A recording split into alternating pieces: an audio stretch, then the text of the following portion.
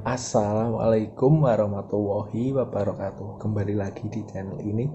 Kali ini saya akan membahas tentang audit manajemen, yaitu langkah-langkah audit.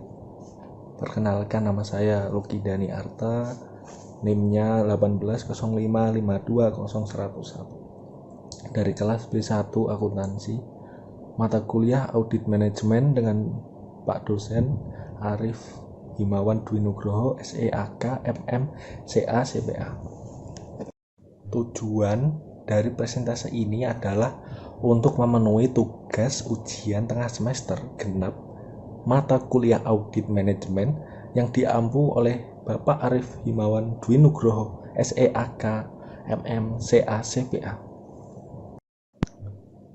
Baik, materi yang pertama ialah audit pendahuluan. Dalam objek audit ini meliputi keseluruhan perusahaan atau kegiatan yang dikelola oleh perusahaan tersebut dalam rangka mencapai tujuannya. Untuk mencapai tujuannya, objek audit sendiri menetapkan berbagai program yang pelaksanaannya dijabarkan ke dalam berbagai bentuk kegiatan. Beberapa hal penting yang harus diperhatikan berkaitan dengan pelaksanaan audit ini adalah antara lain: 1. Pemahaman audit terhadap objek audit. Yang kedua, penentuan tujuan audit. Yang ketiga, penentuan ruang lingkup dan sasaran audit. Yang keempat, review terhadap peraturan dan perundang-undangan yang berkaitan dengan objek audit. Yang kelima, pengembangan kriteria awal dalam audit. Dalam audit pendahuluan, kegiatan yang pertama ialah pemahaman auditor tentang objek audit. Objek audit sendiri meliputi keseluruhan perusahaan atau kegiatan yang dikelola oleh perusahaan tersebut dalam rangka mencapai tujuannya. Dalam pemahaman terhadap objek audit, auditor harus mendapatkan informasi tentang sumber daya atau kapasitas aktivitas yang dimiliki objek audit dalam melaksanakan berbagai kegiatan. Auditor harus mengomunikasikan dengan atasan pengelola objek atau pemberi tugas audit tentang pemahamannya terhadap berbagai program atau aktivitas objek audit untuk menghindari terjadinya kesalahpahaman. Komunikasi ini lebih efektif jika dilakukan secara tertulis dengan meminta tanggapan pemberi tugas audit tentang hal-hal berikut ini ialah: 1. Informasi yang mendukung tujuan audit. Yang kedua, informasi yang mengarahkan ruang lingkup audit. Yang ketiga, informasi yang mengarahkan pada sasaran audit. Langkah audit pendahuluan yang kedua ialah penentuan tujuan audit. Auditor harus menentukan tujuan audit untuk semua audit manajemen yang dilakukan. Dalam rangka menyajikan kerangka kerja audit, tujuan audit harus mengacu pada alasan mengapa audit ini harus dilakukan pada objek audit dan didasarkan pada penugasan audit. Berikut ini adalah beberapa alasan yang mendasari diperlakukannya audit manajemen. Yang pertama, terjadinya pemborosan dan efisienan penggunaan sumber daya perusahaan. Yang kedua, tujuan yang telah ditetapkan tidak tercapai. Yang ketiga, adanya alternatif yang lebih baik dalam pencapaian tujuan yang telah ditetapkan. Yang keempat, terjadinya penyimpangan dalam penggunaan sumber daya. Yang kelima, adanya penyimpangan terhadap peraturan dan kebijakan perusahaan. Yang terakhir, sistem informasi dan pelaporan yang kurang baik. Dalam merumuskan tujuan ini, auditor dapat melakukan dengan cara berikut. 1. Mengidentifikasi tujuan yang ada, yang mungkin mempunyai arti penting pada pemberi tugas. Yang kedua, mempertimbangkan tujuan audit yang telah ditetapkan pada masa sebelumnya. Yang ketiga, mempertimbangkan aktivitas-aktivitas yang dimiliki atau yang memiliki resiko kegagalan yang tinggi. Yang keempat, membahas dengan pemberi tugas dan pengelola objek audit. Penentuan tujuan audit harus memperhatikan berbagai risiko kegagalan yang mungkin terjadi, baik risiko tidak tercapainya tujuan audit maupun tujuan audit itu sendiri. Beberapa hal berikut ini mengandung risiko kegagalan tinggi terhadap keberhasilan pencapaian audit. Yang harus diperhatikan auditor adalah 1. Tujuan objek audit yang beraneka ragam dan tidak konsisten. Yang kedua, tujuan objek audit yang kurang jelas. Yang ketiga, kegiatan objek audit yang rumit dan kompleks. Yang keempat, pengendalian yang lemah. Yang kelima, perubahan yang tidak terencana dan perputaran karyawan yang tinggi. Yang terakhir, perubahan lingkungan objek audit. Audit pendahuluan yang ketiga ialah penentuan ruang lingkup dan sasaran audit. Ruang lingkup adalah luas atau area dari sasaran audit itu sendiri. Secara garis besar ialah ruang lingkup audit manajemen terdiri dari sebagai berikut. Yang pertama, bidang keuangan. Ruang lingkup pada bidang keuangan ini mencakup yang pertama pengendalian dan pertanggungjawaban dana dan kekayaan lain serta kewajiban keuangan perusahaan. Yang kedua, pertanggungjawaban audit dari kegiatan yang dilakukan. Yang ketiga, penyelenggaraan catatan akuntansi. Yang keempat, laporan keuangan.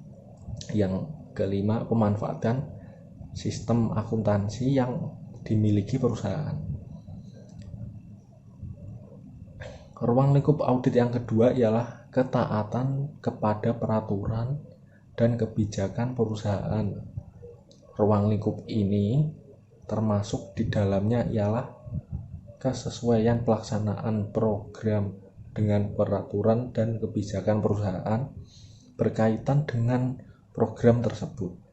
Yang kedua ialah kesesuaian penerimaan dan penggunaan dana dengan peraturan dan kebijakan perusahaan berkaitan dengan program tersebut. Ruang lingkup yang ketiga ialah ekonomisasi.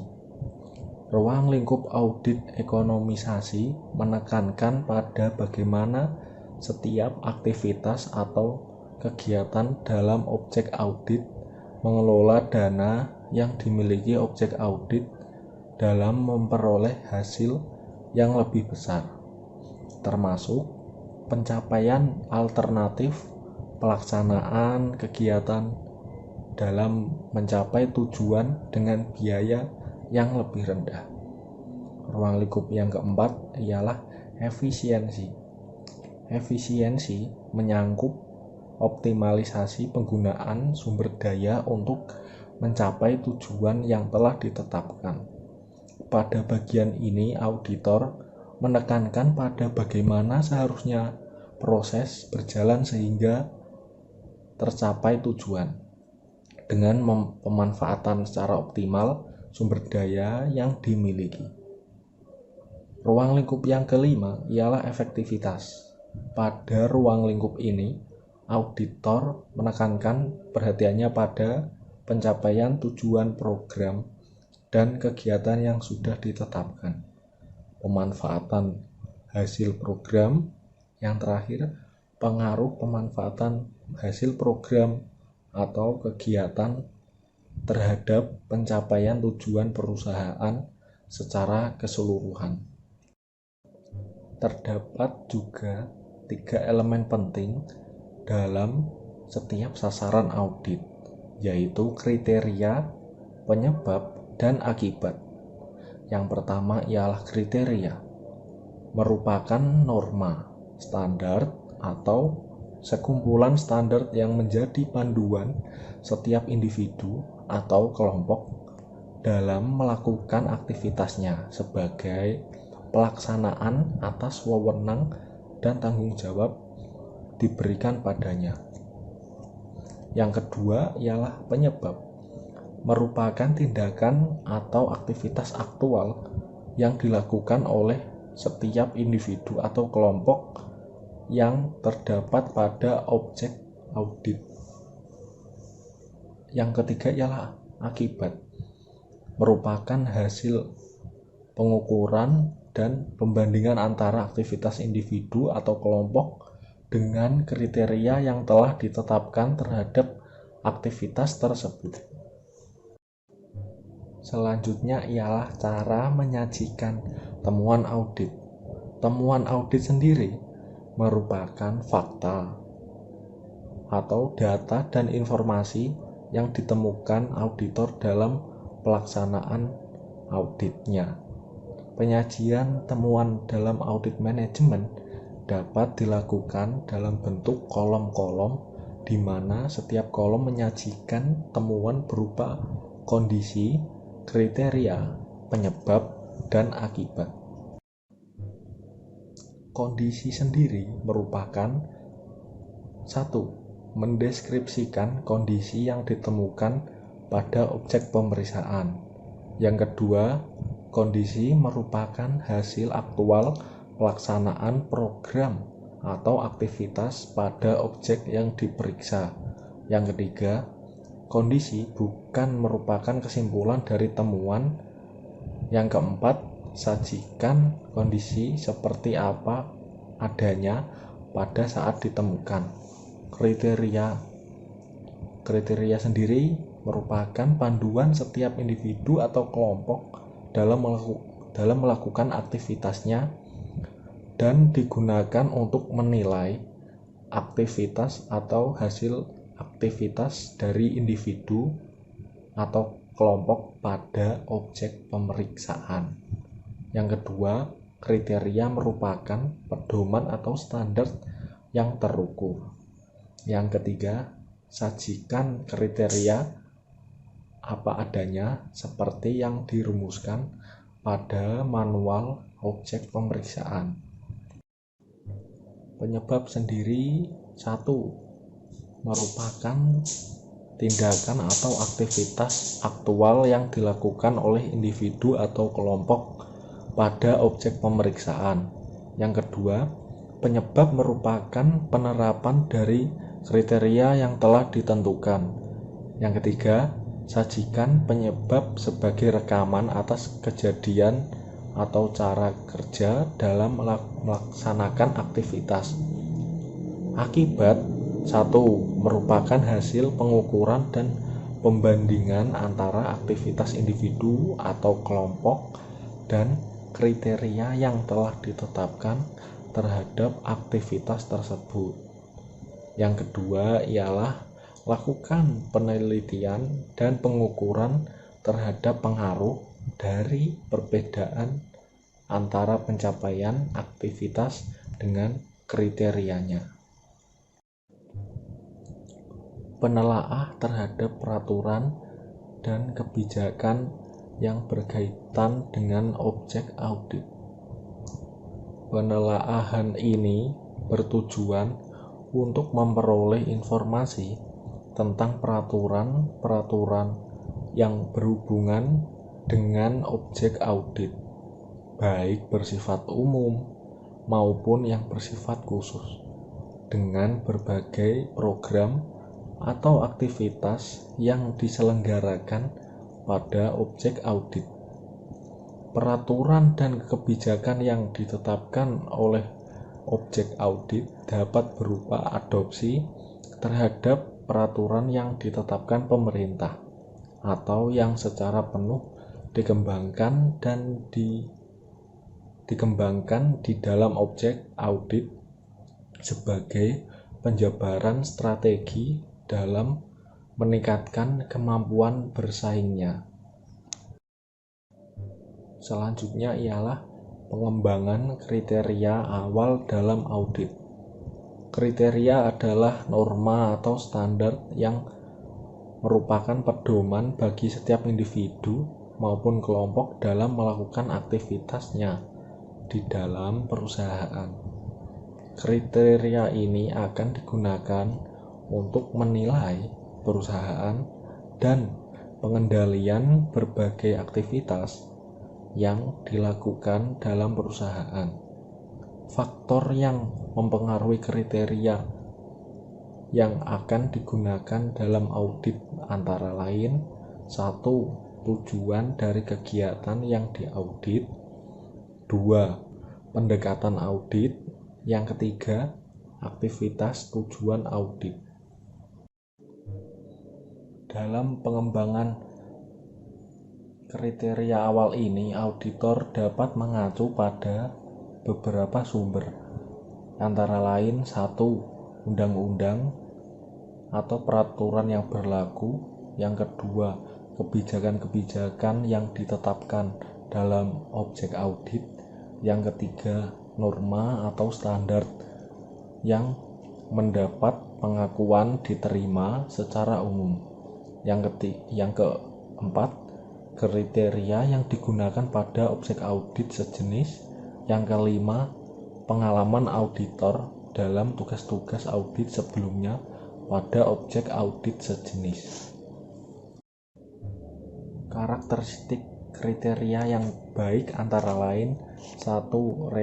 Realistis. Yang kedua, dapat dipercaya.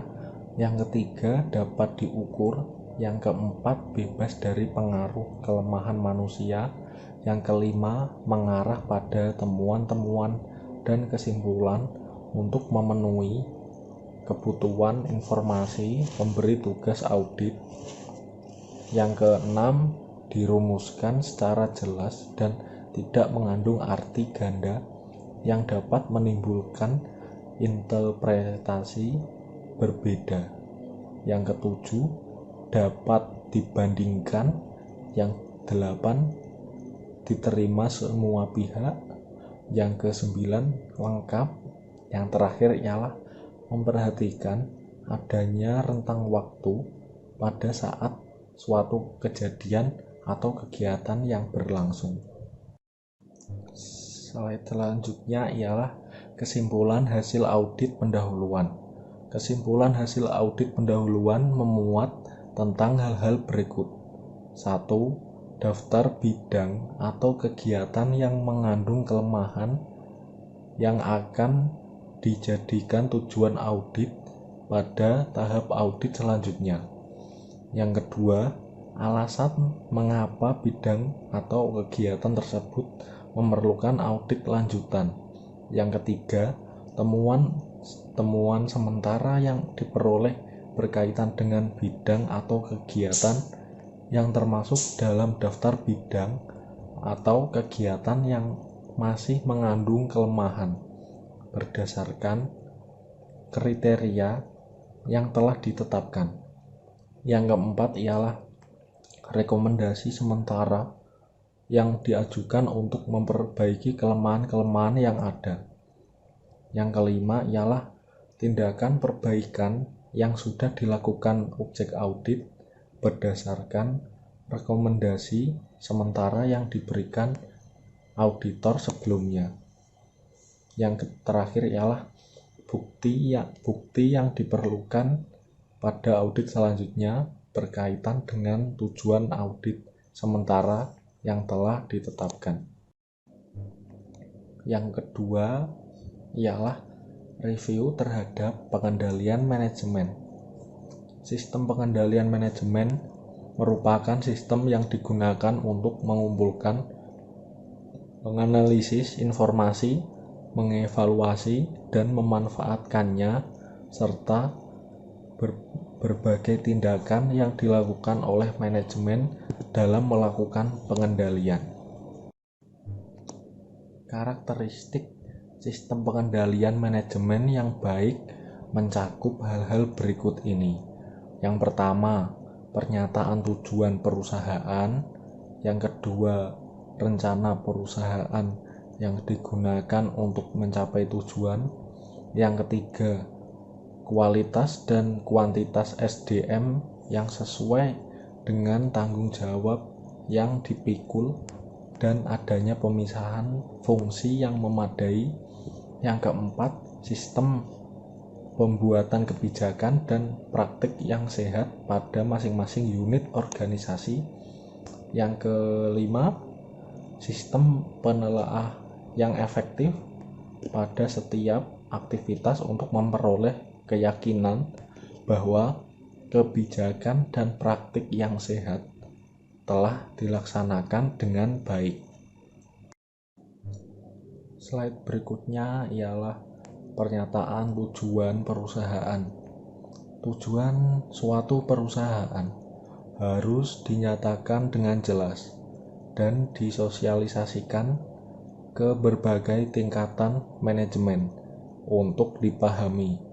Tujuan dapat menunjukkan untuk apa perusahaan didirikan dan apa yang ingin dicapai. Oleh sebab itu, memahami tujuan perusahaan berarti memahami pula mengapa suatu program atau aktivitas dilaksanakan dan bagaimana seharusnya program tersebut dilaksanakan untuk mencapai tujuannya. Pernyataan tujuan juga dapat memberikan arah pada semua komponen dalam perusahaan dalam melaksanakan aktivitasnya, karena dengan pernyataan tujuan ini didukung dengan sosialisasi yang memadai akan membantu berbagai aktivitas, tetapi juga memahami untuk apa mereka melakukan aktivitas tersebut, apa manfaatnya bagi perusahaan, dan bagaimana seharusnya melaksanakan aktivitas tersebut sehingga secara optimal dapat mendukung pencapaian tujuan perusahaan. Dalam melakukan penelaah terhadap sistem pengendalian manajemen perusahaan, auditor harus memahami dengan baik tujuan perusahaan. Slide berikutnya ialah rencana perusahaan untuk mencapai tujuan. Rencana yang merupakan penjabaran dari tujuan perusahaan harus disusun untuk mencapai sasaran perusahaan yang baik jangka pendek maupun jangka panjang, yang biasanya juga diikuti dengan penentuan strategi untuk mengimplementasikannya. Dalam rangka mencapai sasaran perusahaan, rencana diimplementasikan dalam bentuk berbagai program atau aktivitas lengkap dengan anggaran yang ditetapkan untuk setiap program atau aktivitas tersebut. Rencana biasanya disusun berdasarkan pencapaian terbaik perusahaan pada waktu sebelumnya untuk menentukan pencapaian terbaik berikutnya. Oleh sebab itu, penyusunan rencana harus diawali dengan adanya identifikasi terhadap ketersediaan sumber daya, berbagai hambatan internal, peluang-peluang yang mungkin ingin dicapai, dan berbagai hambatan eksternal yang mungkin akan dihadapi. Tidak kalah pentingnya, selain realistis, rencana juga harus memuat tentang keinginan melakukan perbaikan secara terus-menerus. Slide berikutnya ialah kualitas dan kuantitas SDM. Keberadaan SDM atau sumber daya manusia menjadi sangat penting karena semua wewenang dan tanggung jawab berhubungan dengan keberadaan sumber manusia atau SDM tersebut. kebutuhan SDM dalam perusahaan seharusnya lebih menekankan kepada kapasitas yang harus tersedia dihubungkan dengan berbagai program atau aktivitas yang dilaksanakan dalam perusahaan. Kapasitas SDM yang harus tersedia dipengaruhi oleh dua hal yang penting, yaitu kualitas dan kuantitas. Jumlah karyawan yang banyak tetapi tanpa kemampuan dan keterampilan yang sesuai dengan program atau aktivitas yang dilaksanakan akan menimbulkan pemborosan karena keberadaannya tidak akan mampu memberikan kontribusi pada perusahaan. Slide selanjutnya ialah kebijakan dan praktik yang sehat. Untuk mendukung praktik yang sehat, berbagai kebijakan yang dibuat perusahaan harus dikomunikasikan kepada seluruh pihak yang berkepentingan agar terjadi komunikasi timbal balik antar kedua kelompok kepentingan utama, yaitu pihak perusahaan yang diwakili oleh manajer atau direksi dan para karyawan. Seperangkat kebijakan biasanya dikomunikasikan dalam bentuk buku pedoman dan praktik-praktik yang sehat dikomunikasikan dalam bentuk buku pedoman prosedur awal. Dalam menguji kebijakan yang dibuat oleh perusahaan, auditor harus memperhatikan hal-hal ini. Yang pertama, apakah kebijakan dinyatakan dengan jelas dalam bentuk tertulis atau sistematis serta dikomunikasikan kepada seluruh tingkatan manajemen dan karyawan secara sistematis dan tepat waktu. Yang kedua, apakah kebijakan yang dibuat telah sesuai dengan peraturan perundang-undangan yang berlaku dan dilakukan peninjauan serta revisi secara berkala. Yang ketiga, apakah kebijakan yang dibuat telah mengakomodasi kepentingan berbagai pihak dalam perusahaan dan secara tegas mengukur tentang hak dan kewajiban masing-masing pihak. Yang keempat, apakah kebijakan yang telah dibuat untuk melaksanakan kegiatan atau aktivitas secara hemat, efisien, dan efektif. Yang terakhir ialah apakah kebijakan khusus bagi setiap pengendalian manajemen yang lain yang relevan dengan pelaksanaan setiap kegiatan, termasuk sanksi-sanksi terhadap pelanggaran kebijakan tersebut berdasarkan peraturan yang berlaku. Slide selanjutnya ialah sistem telaah review yang efektif. Sistem telaah atau review menyangkut bagaimana pihak-pihak yang berwenang melakukan review terhadap aktivitas atau kegiatan yang dilakukan. Dalam sistem review yang baik, pelaksanaan supervisi harus melaksanakan secara memadai. Supervisor harus mampu mengarahkan pelaksanaan prosedur berjalan secara ekonomis, efektif, dan efisien, serta sesuai dengan kebijakan yang telah ditentukan. Elemen sistem review lain yang harus ada dalam sistem pengendalian manajemen yang baik adalah adanya fungsi pelaporan internal dan fungsi audit internal. Auditor harus menilai sifat efektivitas metode review dan pelaporan internal yang berhubungan dengan masing-masing aktivitas yang diaudit.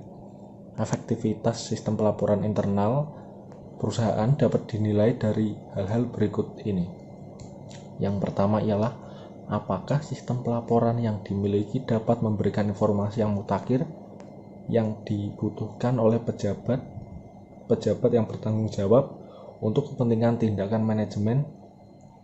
Yang kedua ialah apakah ada keharusan dari setiap pelaksanaan untuk melaporkan secara tertulis setiap hasil kerja atau aktivitas yang dilakukan. Yang terakhir ialah yang ketiga, apakah laporan disusun berdasarkan data dan informasi yang benar dan tepat waktu. Ada 7 langkah atau kunci yang harus diperhatikan dalam melakukan review atau telaah. Yang pertama, menetapkan tingkat penting atau kepekaan. Yang kedua, menilai tingkat kerentaan program atau aktivitas. Yang ketiga, mengidentifikasi dan memahami pengendalian manajemen. Yang keempat, menetapkan yang sudah diketahui tentang efektivitas pengendalian. Yang kelima, menilai kecukupan desain pengendalian. Yang keenam, menetapkan melalui pengujian apakah pengendalian yang sudah ada sudah cukup dan efektif. Yang terakhir ialah melaporkan hasil-hasil penilaian manajemen dan mendiskusikan tindakan-tindakan perbaikan yang diperlukan. Slide berikutnya ialah langkah audit yang ketiga, merupakan audit lanjutan. Audit tahap ini bertujuan untuk memperoleh bukti yang cukup untuk mendukung tujuan audit yang sesungguhnya yang telah ditetapkan berdasarkan hasil review dan pengujian pengendalian manajemen. Langkah-langkah audit pada tahap ini meliputi 1. Mengumpulkan tambahan informasi latar belakang objek audit yang diperlukan. Yang kedua, memperoleh bukti-bukti yang relevan, material, dan kompeten. Yang ketiga, membuat ringkasan atas bukti yang diperoleh dan mengelompokkannya ke dalam kelompok kriteria penyebab dan akibat. Yang terakhir, menyusun kesimpulan atas dasar ringkasan bukti yang telah diperoleh dan mengidentifikasi bahwa akibat yang ditimbulkan dari ketidaksesuaian antara kondisi dan kriteria cukup penting dan material. Kesimpulan ini merupakan pemantapan temuan hasil dari audit. Slide berikutnya ialah mengumpulkan tambahan informasi latar belakang. Langkah ini menekankan pada usaha untuk mendapatkan data yang lebih lengkap pada analisis aktivitas yang diaudit sebagai dasar pembuatan kesimpulan audit. Data yang dibutuhkan dalam tahap ini juga mungkin diperoleh dari luar perusahaan yang memiliki relevansi dengan kegiatan yang sedang diaudit. Misalnya, pada audit atas penetapan kompensasi untuk menilai keadilan dan kelaikan kompensasi yang ditetapkan perusahaan, selain menggunakan data dari dalam perusahaan berkaitan dengan variabel-variabel yang diperhitungkan dalam kompensasi tersebut, auditor juga dapat menggunakan data dari pasar atau dewan pengupahan untuk mendapatkan informasi tentang kelayakan kompensasi untuk bidang pekerjaan atau tingkatan manajemen tertentu. Slide selanjutnya ialah memperoleh bukti. Bukti sendiri merupakan fakta dan informasi yang dapat digunakan sebagai dasar pembuatan kesimpulan audit. Sedangkan bukti sendiri harus mempunyai hubungan dengan kriteria audit, adalah objektif, relevan, dan bermakna. Tujuan dari perolehan bukti ini adalah untuk menentukan bahwa 1. Kriteria atas kegiatan yang diaudit sudah sesuai dan dapat diterima. Yang kedua, terdapat pelaksanaan yang menyimpang merupakan penyebab dari timbulnya akibat yang kurang menguntungkan bagi kegiatan yang diaudit. Yang terakhir, ketiga, terdapat akibat yang cukup penting dan material dari terjadinya perbedaan antara kondisi dengan kriteria yang telah ditetapkan. Beberapa metode yang umumnya dilakukan untuk memperoleh bukti meliputi 1. Observasi, yang kedua wawancara, yang ketiga penggunaan kuesioner. Auditor dapat menggunakan salah satu atau kombinasi dari beberapa metode pengumpulan data itu, yang secara komprehensif dapat memenuhi kebutuhan data sebagai dasar pembuatan kesimpulan audit, baik secara kuantitas maupun kualitas data. Slide berikutnya ialah memperoleh ringkasan dan mengelompokkan bukti-bukti. Bukti-bukti sendiri yang telah diperoleh dalam audit kemudian diringkas dan dikelompokkan sesuai elemen sasaran audit yang meliputi 1. Kriteria, yang kedua penyebab dan akibat. Bukti-bukti yang termasuk dalam kelompok kriteria adalah keseluruhan temuan audit yang berkaitan dengan norma atau standar yang ditetapkan perusahaan atau dirumuskan bersama dengan auditor yang menjadi dasar bagi komponen dalam perusahaan dalam melakukan aktivitasnya. Sementara bukti-bukti yang termasuk dalam kelompok penyebab biasanya berupa berbagai tindakan yang menyimpang atau tindakan positif yang tidak dilakukan yang merupakan sumber terjadinya ketidakekonomisan, ketidakefisienan operasi, dan ketidakefektifan pencapaian tujuan. Di samping penyebab-penyebab yang bersifat negatif ini, auditor juga dapat merumuskan penyebab-penyebab yang bersifat positif yang secara relatif merupakan kebalikan dari penyebab negatif atas. Auditor secara objektif menyajikan dalam temuan auditnya baik temuan bersifat negatif maupun bersifat positif. Bukti-bukti yang merupakan kelompok akibat adalah bukti-bukti yang biasanya ditemukan terlebih dahulu.